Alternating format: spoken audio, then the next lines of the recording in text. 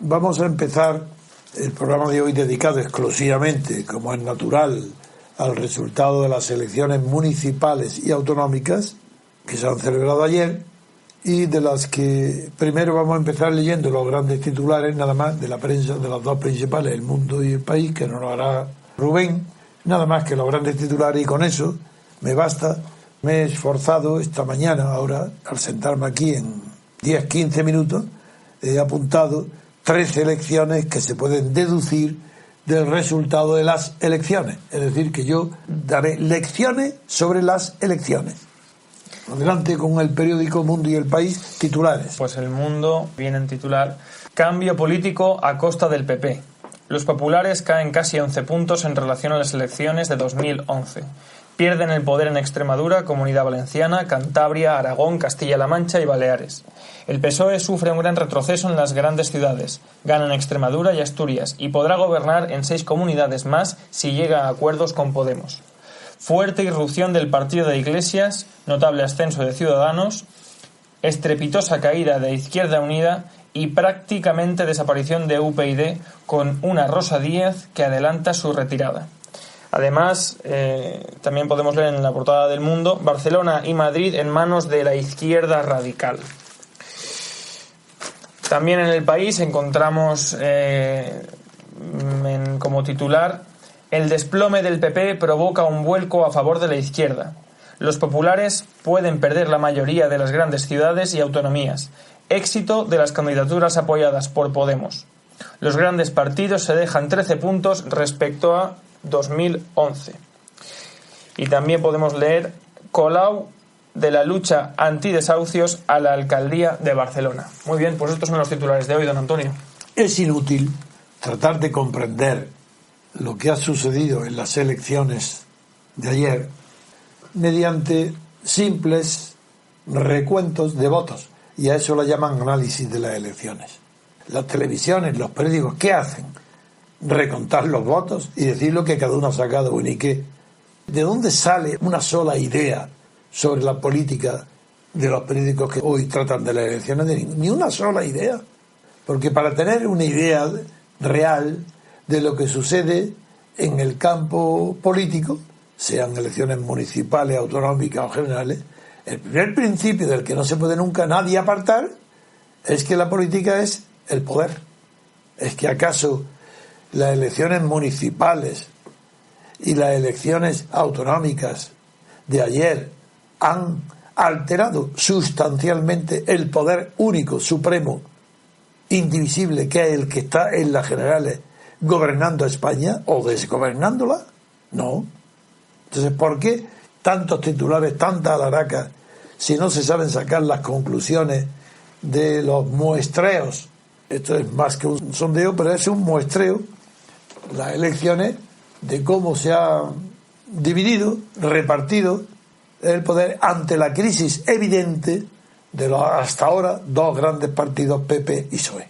La crisis de esos dos, la crisis interna y externa, crisis interior y exterior del PP y del PSOE. La estamos viendo venir, la estamos diciendo, diagnosticando hace años. ¿De qué se extrañan ahora? Que esa descomposición de los dos partidos que representan el poder, la alternancia de poder sin alternativa de poder, porque es lo mismo, los dos gobernaban igual. ¿Qué pasa con estas elecciones? Vamos a ver. He apuntado en un momento 13 elecciones que deduzco del resultado de las elecciones de ayer. La primera elección: pierde el poder el único partido, el PP, de estructura nacional. ¿Quién dice esto? Nadie lo dice. De manera que no tiene importancia, porque tan contentos estamos de que el soberanista catalán, CiU, el partido, haya sido sobrepasado por los nuevos emergentes de Podemos y Colau, que ya creen que el soberanismo ha retrocedido. ¿Pero qué estáis diciendo? Pero si estos están pidiendo un referéndum en Cataluña para decidir la independencia de Cataluña. ¿Pero acaso es que creíais que estos son mejores que CiU? Son iguales. ¿Acaso CiU pedía otra cosa? Jamás ha pedido la independencia. Quería un referéndum sobre la autodeterminación de Cataluña. ¿Y qué es lo que quiere Colau? ¿Qué es lo que quiere Podemos? Exactamente igual. La pérdida es tremenda. Que no haya en España un solo partido que obedezca en su estructura, en su concepción, a la idea única, histórica de España, eso es una tragedia. Pues esa es la primera elección que nadie va a hablar de ella. Nadie. ¿Qué es esto? ¿Que ya Cataluña y el País Vasco han desaparecido el problema soberanista? Al contrario, está mucho más agravado.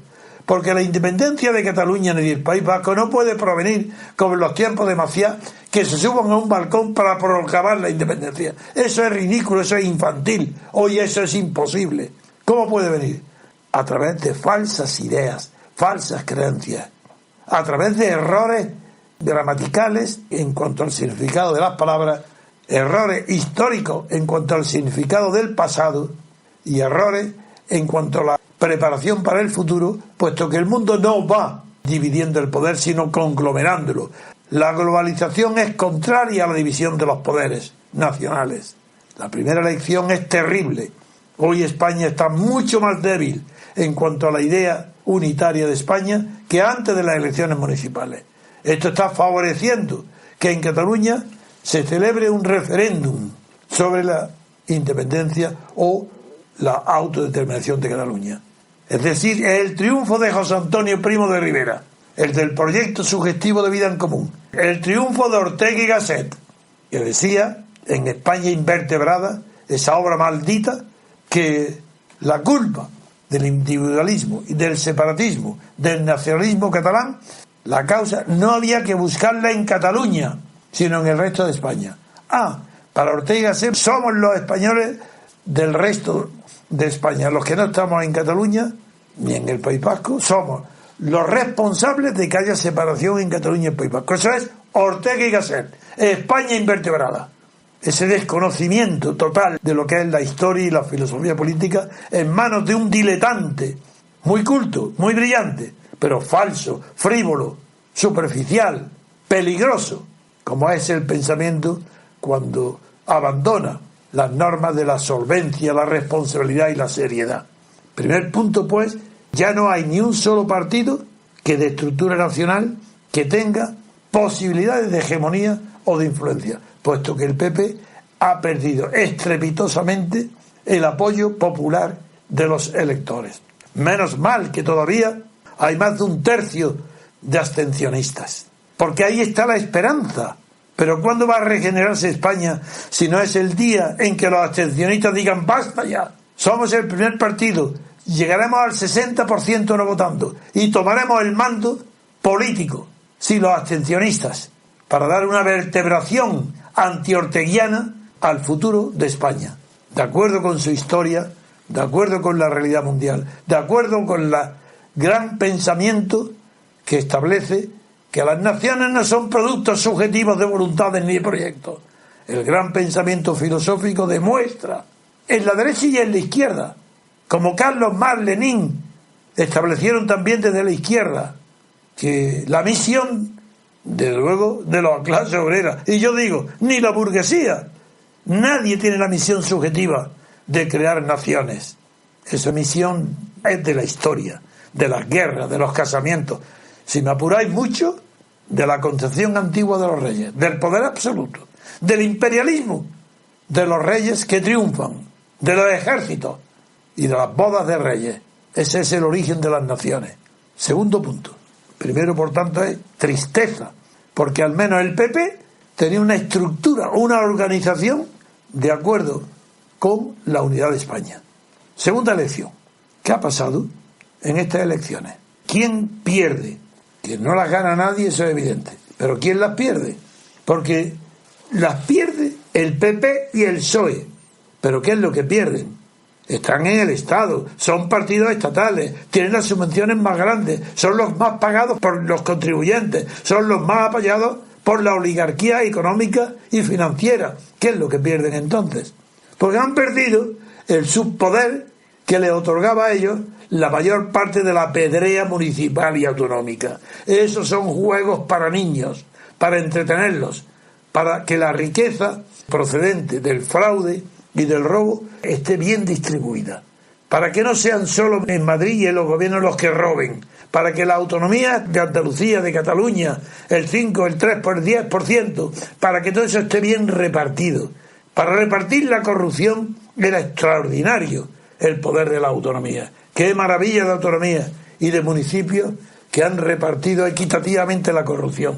Ahí están todos igualados, PP y PSOE. ¿Quién no está igualado? Los nuevos. Podemos, porque donde ha tenido la oportunidad se está corrompido y demostrado. Ciudadanos, donde no ha tenido la oportunidad todavía, ya veremos. Pero la segunda lección que se trae de estas elecciones, es que el subpoder, el poder subordinado, que no tiene nada que ver con el poder estatal, que es el único poder, porque los partidos son estatales, sí, como la Falange, partidos estatales, subvencionados por el Estado, es decir, por nosotros, por los contribuyentes. Pero esos partidos estatales que, como a imitación de la Falange, son todos los que están con representación parlamentaria, no están en juego, ni en las municipales ni en las autonómicas. Amigos, atención, en las municipales y las autonómicas, por eso he dicho que es la pedrea, porque ahí no está el Estado. El Estado en la autonómica sí, es una delegación del Estado, pero por ser delegación necesita que haya delegados de un poder superior que es el Estado. Luego ya veremos aquí que es que las elecciones han sido anteriores a las generales, que son las que van a definir la jerarquía y la relación de poder interna dentro del Estado, han sido estas anteriores. En ese caso pueden influir, pero ya veremos qué grado de influencia tienen. Eso será otra elección, ya la veremos. De momento, como segunda elección, es que han perdido el PP y el PSOE el subpoder de la pedrea municipal y autonómica. ¿Quiere decir que han perdido el poder estatal? De ninguna manera. Pero eso es absurdo. Pero ¿no veis que en estas elecciones eran elecciones subalternas?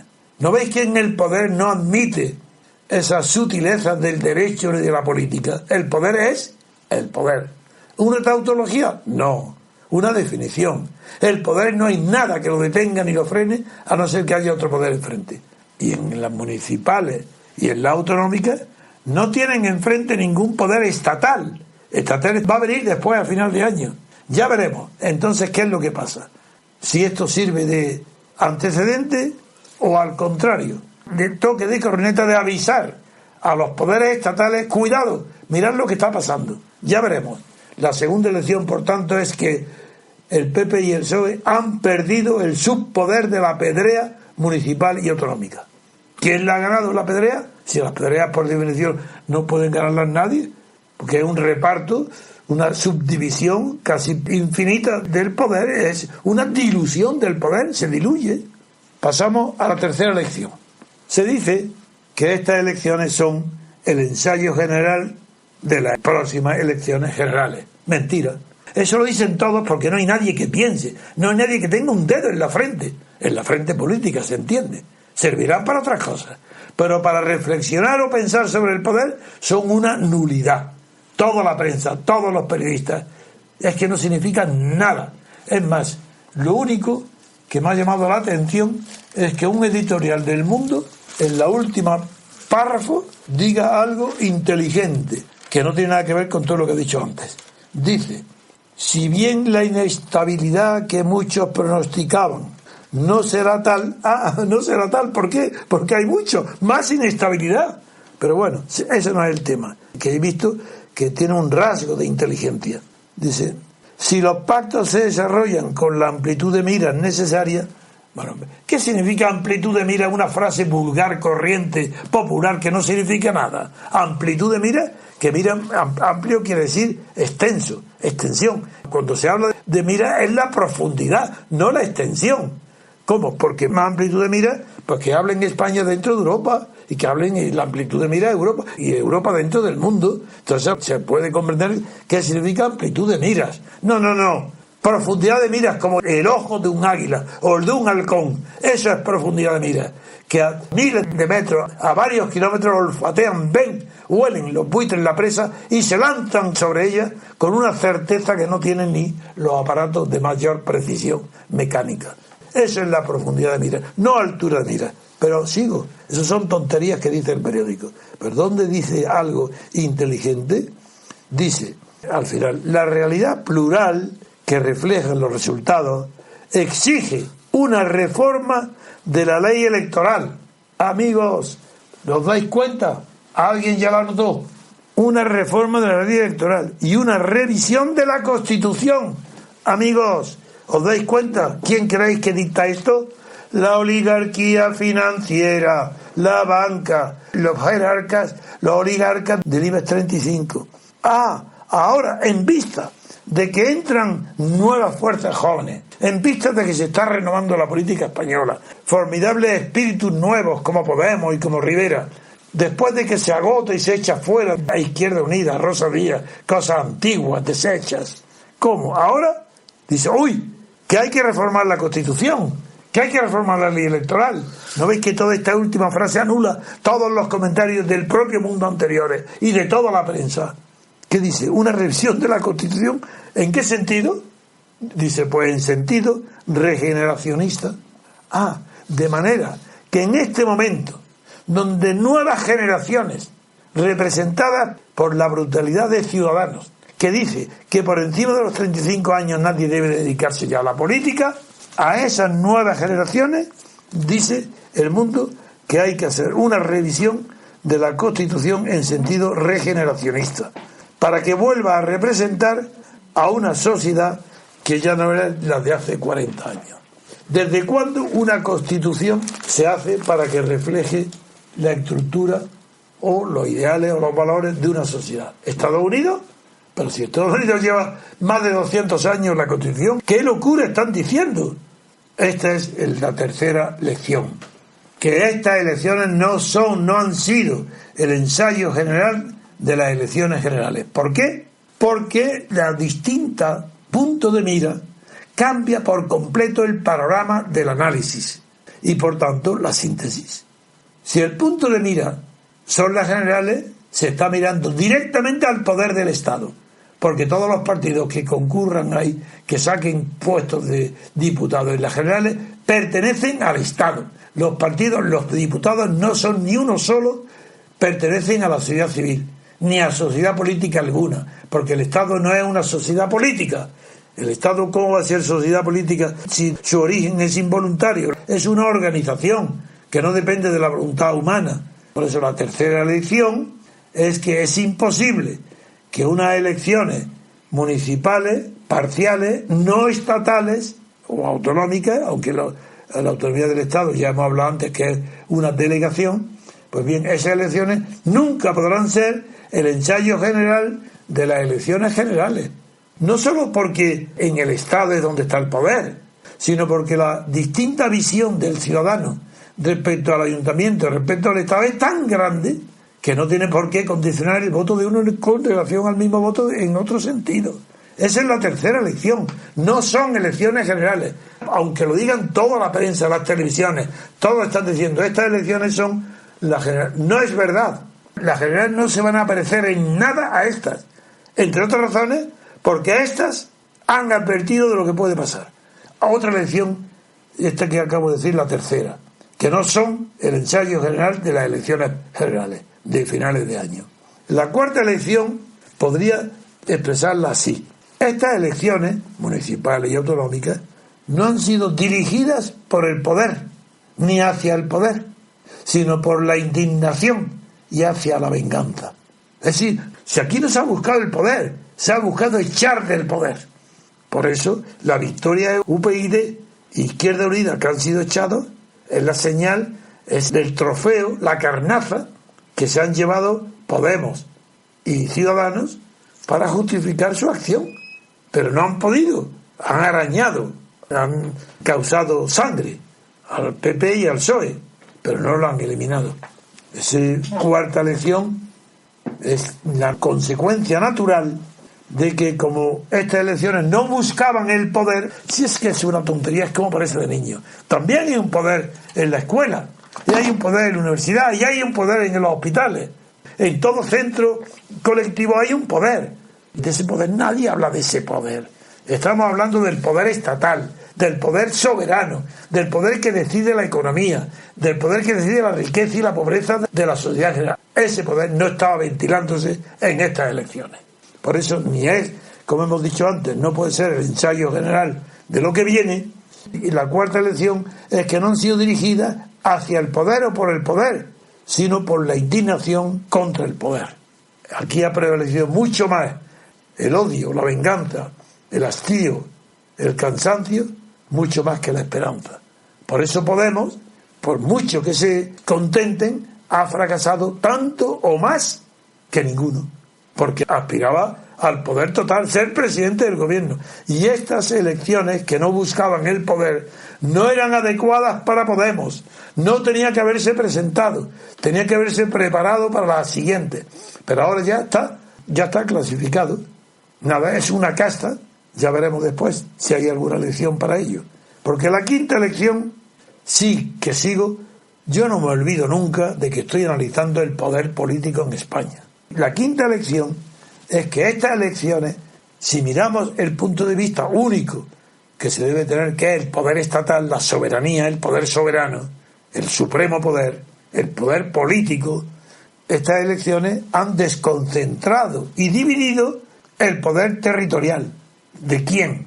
Como todavía no son las generales, el subalterno, el de los municipios y la autonomía. Son poderes subalternos. Ni Andalucía ni Cataluña. Son poderes subalternos. De ahí la tremenda responsabilidad histórica de Rajoy y de Zapatero y de Felipe González y de Aznar, de que han subordinado el poder no subalterno, el poder principal, que es el poder de España, del Estado español, lo han subordinado al interés de partido para estar gobernando, dando carnaza al soberanismo catalán y vasco.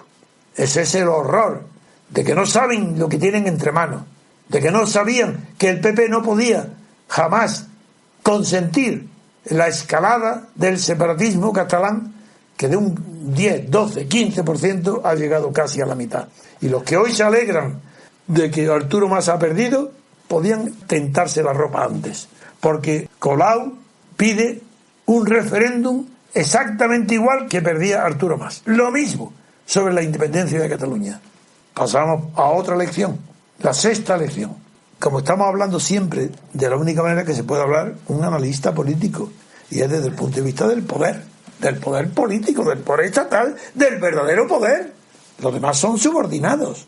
Bien, ¿qué han hecho estas elecciones? Pues que han alertado ya a los poderes fácticos sobre la ingobernabilidad ingobernable de los intereses generales. En estas elecciones, como no están en juego los intereses generales, que solamente lo pueden venir de las elecciones al gobierno de la nación y del Estado, como no pueden venir de ahí, ¿qué es lo que se ve? Que la gente inconscientemente trasladan, como están diciendo ahora, que esto es un ensayo general de lo que va a venir, pues todo el mundo, el votante, está trasladando el futuro como si fuera una reproducción de este pasado, y eso es imposible. Con lo cual, ¿qué ha pasado? Que han alertado, están alertando a los poderes fácticos. Atención, ojo, ¿qué creéis? Que el IBEX y los jerarcas y la banca, que aunque ellos no tienen ninguna dirección global que los dirija a todos, van a permanecer indiferentes ante esta atomización del poder, esta pedrea, este reparto de la corrupción. ¿Qué creéis que va a haber aquí? Reparto de la corrupción. Entonces, ya está bien que el PSOE y el PP roben ellos solos. Nosotros queremos también parte. Y eso va a ser Podemos. Podemos está llamado a ser el partido moderno de la corrupción. Y Rivera, ya veremos lo que es Rivera. Todavía no se sabe. Pero ya están avisados los oligarcas. El IBEX 35, ese ya sabe lo que está pasando. ¿Van a permanecer indiferentes? No. Van a promover y apoyar a Andalucía, a Susana Díaz, que lo están haciendo ya, dándole ríos de dinero. ¿Para qué? Para pedir que el PP la apoye. Atención, ojo. Si no sabéis lo que pasa a vuestro alrededor y os creéis capaces de diagnosticar el futuro de España, vosotros que lo habéis perdido, sí, vosotros, la prensa, los medios de comunicación y los que votan, ignorantes que se dejan guiar por las palabras de eslogan dirigidas ¿a quién? Para atrasados mentales. ¿Qué estáis votando? ¿O hay más lecciones que ya sabemos que la oligarquía ya sabe lo que puede pasar en España. ¿Lo va a tolerar? ¿Va a seguir pendiente de que lo que hoy ha sucedido pueda suceder en las generales? ¿Que se divida el poder de esa manera? ¿Lo que es propio de la pedrea lo van a pasar al premio gordo? ¿Lo van a repartir? ¿Lo va a consentir la banca? ¿Lo va a consentir la industria? ¿Va a parecer indiferente ante Europa y ante la Unión Europea y ante el mundo la debilidad absoluta de España para gobernar su poder económico, aunque sea pequeño ya? No. Otra lección. Si no gobierna, esto ya es un poco prematuro, quizás debería decirlo dentro de 10, 15 días, pero no puedo resistir a adelantarme. Sabéis que a mí no me importa para nada correr el riesgo de equivocarme, porque mis criterios son científicos. Me puedo equivocar porque en la fórmula de donde deduzco el futuro falte algún elemento. Puede ser, yo admito que sí, que en mi análisis puede haber que falte algún elemento, pero a mí eso no me arredra ni me echa para atrás. Ahora, la séptima lección es que si no gobierna en los municipios y en las autonomías, si no gobierna el partido más votado, ¿qué es lo que va a suceder? Que ese principio que hasta hace unos días repetían como papagayos todos los partidos y todos los periódicos y todas las radios y todas las televisiones, que gobierne el partido más votado. Ahora, si eso fuera así, pues el PP seguiría igual y el PSOE igual. Eso ya no va a suceder. Y si no va a suceder, ¿qué pasa? ¿Qué va a pasar?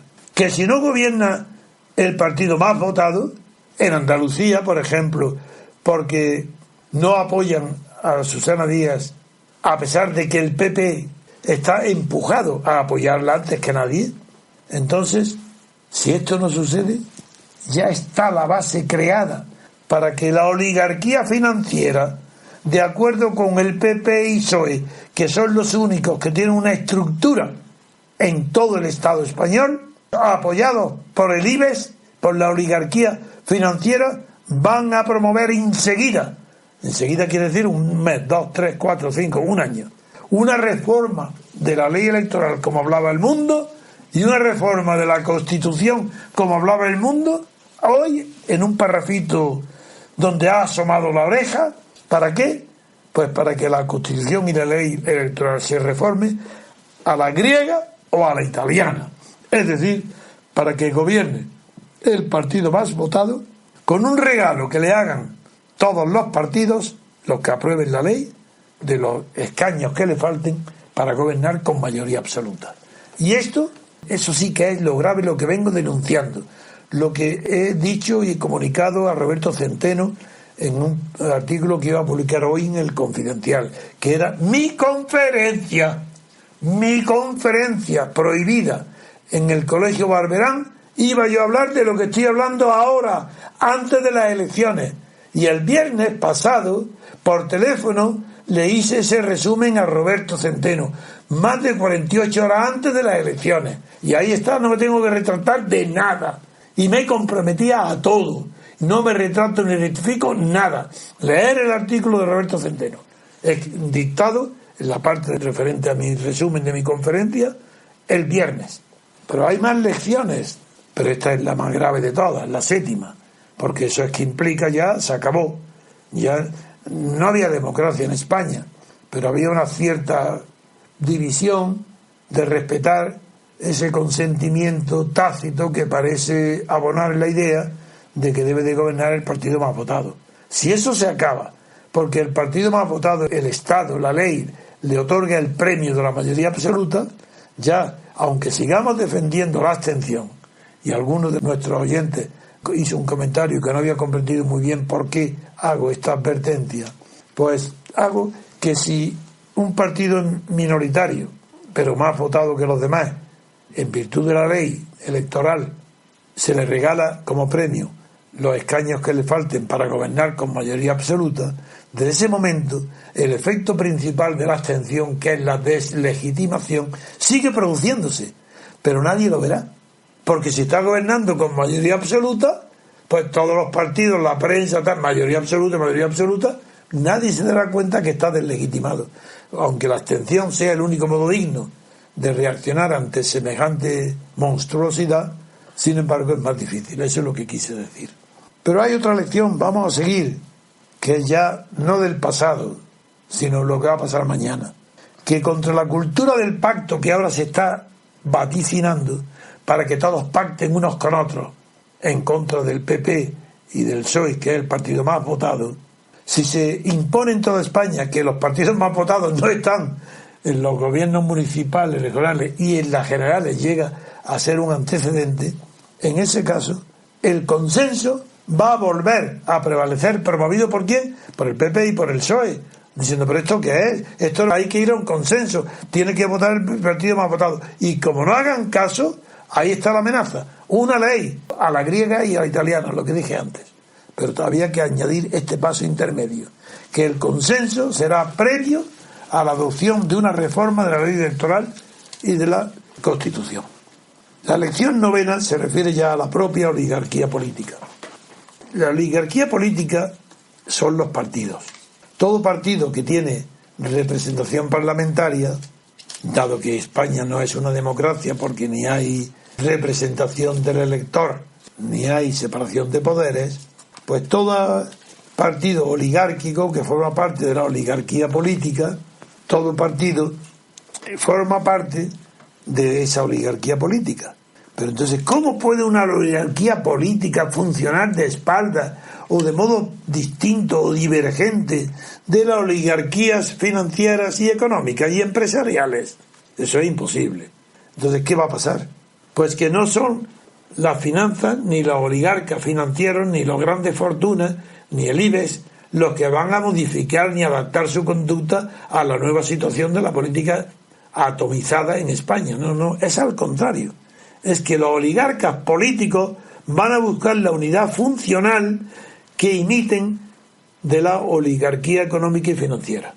Si los que van a dictar la manera de actuar va a ser el dinero que van a proporcionar a mansalva mucho dinero a los dos partidos que pueden canalizar la oligarquía financiera en una sola y la misma dirección, que son PP y que es PSOE, es decir, la socialdemocracia, los valores, o mejor dicho, los disvalores de la socialdemocracia son los que pueden dar unidad funcional a la oligarquía política para que ande de acuerdo con la oligarquía económica y financiera.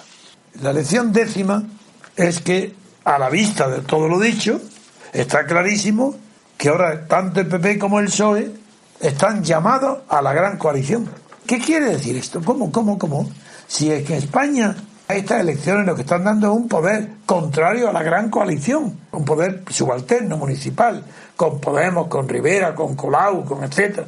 ¿Qué digo? Estoy diciendo justamente que el miedo a la distorsión, a la dispersión, a la atomización del poder, al caos que para la oligarquía financiera representa tantos centros pequeños de poder, ese miedo va a producir un gran movimiento hacia la gran coalición de PP y PSOE, que puede comenzar ya en Andalucía. Cuidado, atención Andalucía, porque parece ser que después de estos resultados, lo más lejano que esté en la cabeza de nadie es que el PSOE de Andalucía pacte con el PP, ¿verdad?, para formar el gobierno. Pues vamos a verlo, porque si se produce el pacto de Andalucía y PP, es la prueba del 9 de toda la veracidad y exactitud del análisis de estas elecciones. Si no, no quiere decir que esté equivocado mi análisis, quiere decir que se retrasará todavía pues un año más a la espera de las generales. Pero si Andalucía pacta PSOE y PP, ya está dicho todo, ya está hecha toda la operación de las generales, ya lo veréis, pero puede ser que no se haga. Otra lección, y es, antes me refería al principio, que no produce la menor tristeza que se liquide a Izquierda Unida y a UPyD. Izquierda Unida, porque da pena de personajes y personas que han militado en el Partido Comunista, no en UPyD. En UPyD, fundada por Rosa Díez, sí, tenía alguna idea de nobleza, ha gastado dinero en luchar contra la corrupción, pero no era nada más que una derivación reformista del PSOE. Rosa Díez no tenía nada que decir en España, pues todavía estaba antes en el PSOE. Pero en cambio, Izquierda Unida borra el nombre del Partido Comunista después de la gran crisis del comunismo en Europa, porque ya es una utopía, pero Izquierda Unida que sigue siendo una utopía por la prevalencia del Partido Comunista, produce la crisis total del Partido Comunista dentro de Izquierda Unida. Pues de ahí nace Podemos. Y por esa razón Cayo Lara es puesto en ridículo permanente por Pablo Iglesias, al que desprecia por considerar que es un hombre que tiene principios, y que tiene principios para defender un 12%. Un 12%, pero si es que no sé lo que habrá sacado en total de España, si hacemos la generalización o la suma, yo no me molesto, pero el 15%, si es lo que tendrá Podemos, menos tendrá, a lo mejor tiene un 12%. Yo no sé lo que tiene Podemos en toda España con relación al número de votantes, pero la diferencia es que Cayo Lara, sin ser un hombre de principios, porque si tuviera principios no estaría, o habría dejado de ser comunista, o habría dejado de ser parlamentario. Porque no puede ser un comunista parlamentario monárquico. Y dice, no, es que nosotros queremos la república. ¿La república para cuándo? ¿A las calendas griegas?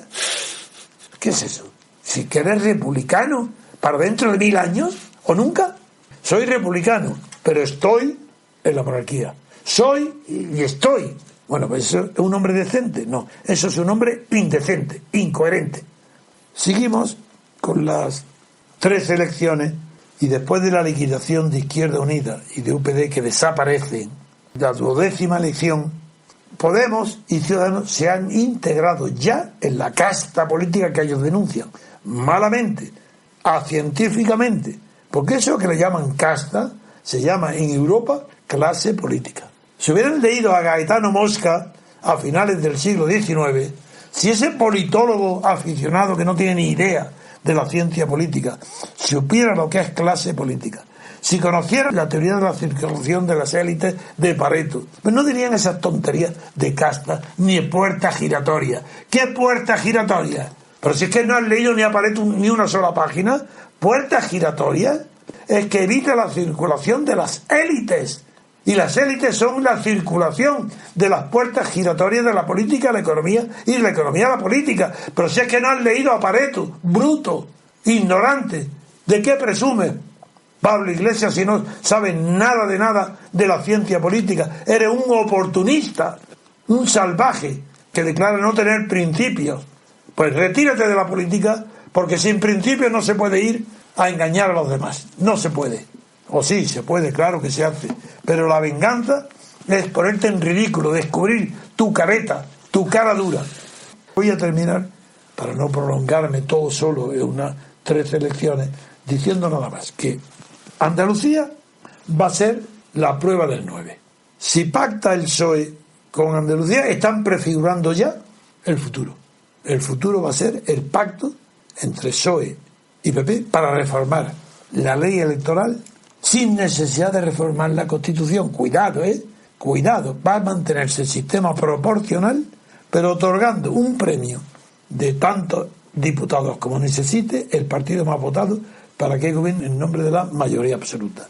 Esa va a ser la prueba. Pero si no se produce que Susana Díaz, su gobierno, sea apoyado por el PP y surgan otras, eso no quiere decir que hasta las generales se retrasa la explosión que se va a producir política en España, de evidencia de la imposibilidad de que continúe gobernando esta oligarquía sin perjudicar gravemente los intereses generales españoles, no solo de la finanza y la industria, que eso tardará muchísimo tiempo en comprender la oligarquía financiera, sino perjudicar el interés corriente de todas las clases sociales españolas, incluidos los ricos.